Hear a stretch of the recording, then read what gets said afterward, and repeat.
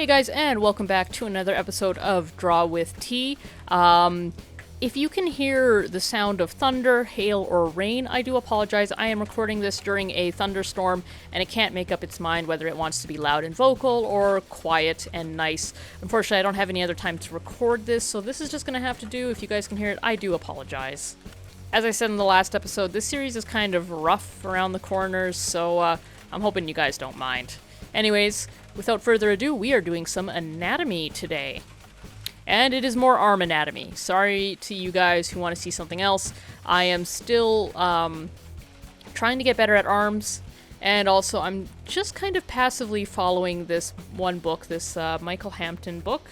And since I'm currently in the arm section, I'm going to be doing arms. So today I am returning to it after kind of taking a break, and I'm now basically doing a chart of the back of the whole arm. So, you know, this is a chart that's going to lay out the muscles and then detail the muscles on a little sidebar. We're going to speed through that sidebar, but the rest of it here I've only got running at kind of a slow speed. Despite that, this is going to be a real short episode because I didn't really do a lot of drawing on this page. It was, I swear, half of it was writing. But I think that's okay.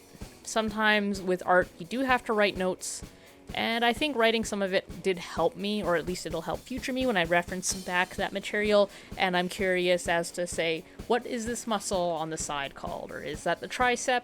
Or, well, not is it the tricep, is it the long head of the tricep? Or the, I can't even remember the names of the tricep. Clearly, I wasn't paying that much detailed attention. That's also alright too, because, you know, there's some people that can memorize the names, but it doesn't necessarily mean you can draw well. I remember being in art college, and I had a pretty good grasp of spelling out and remembering the names of things, kind of in that typical academic way that typical academic people do. When it came to drawing, many people could run circles around me. They could not name what they were drawing, but they could draw it very, very well. Kind of frustrated me at the time, because I really wish I could be both. But unfortunately for me, I'm much more of a classic academic that tries at art, but it's never quite my strong point in the same way that it seems to be for other people. But, you know, maybe my strength can be that I'm sort of the reverse. I think a lot of people think I am very knowledgeable at this anatomy stuff, and I guess I am. I did take a class of it in college, in art college, and it was a very detailed class, very good class, but I do admit I have forgotten a lot of that knowledge by now, and even when I was a student, it confused me a lot. There were a lot of pieces of anatomy that I just didn't understand at the time, even though it was being actively taught to me. I do endeavor to try and learn more of it, but, you know, I'm definitely not the best. The reason I'm trying to learn is because I'm not the best. And I sometimes think that in doing these, people think I'm really good at it. And thank you if you think I'm really good at it. I do have a lot to learn. I'm happy to help people that need some help if I can help, but I am in no way an expert. I'm just somebody who's drawn from a book. You can even kind of see on the far left there the image that I'm kind of drawing. I do apologize because I don't think I actually showed you the page that I'm going to be drawing today. Usually I do that. Also, if you guys haven't bought this book, it's called Figure Drawing, Design and Invention, and it's by Michael Hampton.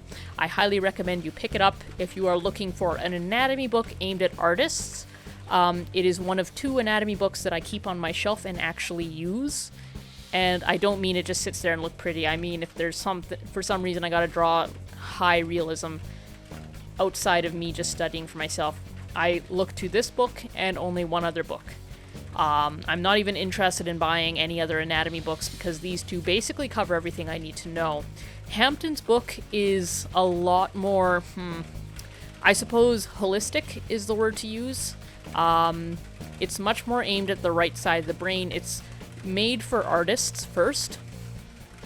The explanations of how certain muscles work is a little lackluster. And sometimes there's certain muscles that I just don't understand how they work, and there's just not enough examples drawn in the book for me to fully understand.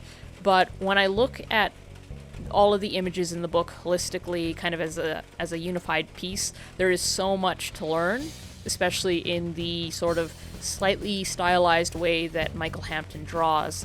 A lot of other anatomy books I see, they're very, very clinically drawn, very realistic, very old textbook style. It's just a figure standing there as static could be. And that can be a problem if you're learning anatomy to draw superheroes or anything that seems fluid, or even perhaps cartoony. It's not going to help you a lot. What I also like about Hampton is he gives names and terms like this. Think of this as a sheet hugging the back of the blah blah blah. And while sometimes I laugh at that, it can be very helpful to an artist as opposed to just a very clinical description of like, the brachialis sits atop the blah blah blah and the blah blah blah. Its abductor is here and its blah blah blah is here. That sort of stuff can be a bit hard for an artist. Also, Michael Hampton's color coding helps a lot. He does kind of keep it consistent throughout the book, and it does repeat itself. Working on the arms, it's actually a bit hard because he does use, I think, the same blue and the same green for two different parts of the arm. That, given that it's the forearm, it can be a little hard to understand just because it's so minuscule and tiny, and it's a little hard sometimes. But the color coding does help. Usually, for example, the deltoid is almost always orange, so, when you see the orange deltoid, or you see this orange on top of the shoulder, you're like, oh, that's the deltoid. I learned about that several pages back, so that is very helpful. Very helpful book. Might be a little hard to get if you're Canadian. I know it was when I got this several years back, but it's worth it, as long as they're not trying to scam you for money. Like if this is going for hundreds of dollars, that's too much. I think I maybe paid 50 Canadian dollars for this several years back, like let's say 5 years back, and that was me having to buy it through American Amazon because Canadian Amazon wasn't as robust back then and you couldn't get this book.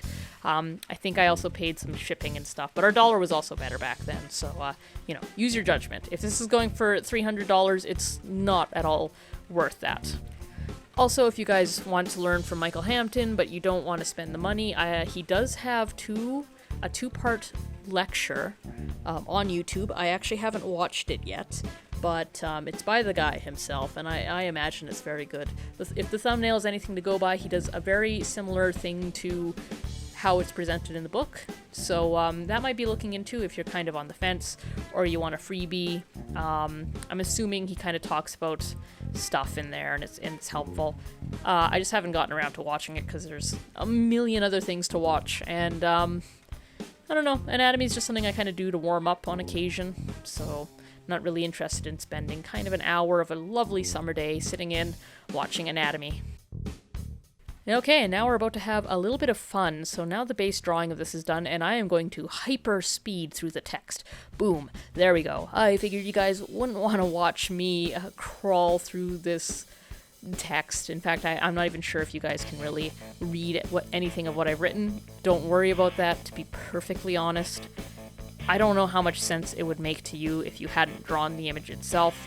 A lot of the names are long, and even me looking at them now, knowing what they say, I'm not entirely sure what's actually being said. It can be a little confusing, especially with the forearm. And now I'm just kind of padding out the page by just doing some loose drawings. I'm going to be doing something kind of based on the image on the left. And yeah, that's kind of going to be it. I just kind of felt the need to do this because having kind of picked at that arm and then spent a long time detailing out all of these anatomy notes, I just kind of wanted to draw something a bit more freeing, a bit more artistic, not something from imagination so much as something I can learn from, so that's what I'm doing here. And to be honest, that's really all there is to say about this page, guys. Hope you enjoyed it. Like, comment, and subscribe if you haven't, and if you enjoyed this page, stay tuned for the next episode. It's also going to be about arm anatomy, and yeah, so have a good one, guys. Hope to see you in the next one.